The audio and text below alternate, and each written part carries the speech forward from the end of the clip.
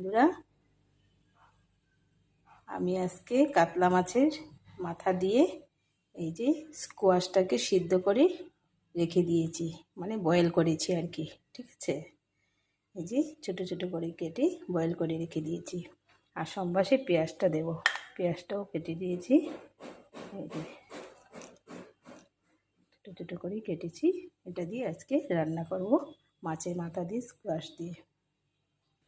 এই যে কড়াই বসিয়ে দিলাম, এখন আমি এই যে সরষের তেল দিয়ে বানাবো। সরষের তেল দিয়ে রান্নাটা খুব ভালো হয়। মাছের মাথাটা ফ্রাই হয়ে গেছে, এখন আমি পেঁয়াজ সম্বাস দেবো, কালি জিরা দেবো, দিয়ে সব মশলা টশলা দিয়ে তারপর রান্নাটা ছেড়ে নেব। ঠিক আছে, এই যে আমার মশলাটা ফ্রাই করা হয়ে গেছে, এখন আমি স্কোয়াশটা দিয়ে দেবো। এই যে সবগুলো স্কোয়াশ দিয়ে দিলাম, এখন নেড়ে চেড়ে তারপর রান্নাটা কমপ্লিট করব। এই যে বন্ধুরা, আমি এখানটায় কী মশলা দিয়েছি বলে দিচ্ছি। জিরার গুঁড়ো 1 চামচ, ধনে গুঁড়ো 1 চামচ, হলুদ গুঁড়ো 1 চামচ, আর কাশ্মীরি মির্চ আছে না, এটা একটুখানি দিয়েছি, আধা চামচের চেয়ে কম। আর কাঁচা লঙ্কার বাটা দিয়েছি। ঠিক আছে, নুন দিয়েছি, চিনি দিয়েছি, চিনি 1 চামচের মতো দিয়েছি। দিয়ে এটাকে ভালো করে ফ্রাই করেছি। তারপরে একটুখানি জল দেব, কারণ পানি লাউ দিয়ে মিষ্টি দিয়ে রান্না করলে তো জল ছেড়ে না, অনেক জল আসে, কিন্তু আমি তো এটা সিদ্ধ করে নিয়েছি না, জলটা ফেলে দিয়েছি, তাই আমি একটুখানি জল দেব, তাহলে খেতে টেস্ট হবে। আর এই যে জলটা এখানটায় বসিয়ে দিয়েছি, একটুখানি দেবো, এতগুলো দেব না। এই যে তেল ছেড়ে গেছে, দেখতে পাচ্ছ, এই যে তেলটা ছেড়ে দিয়েছে, দেখতে পাচ্ছ।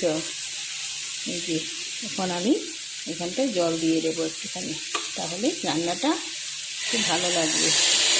এই যে বেশ হবে, আর লাগবে না।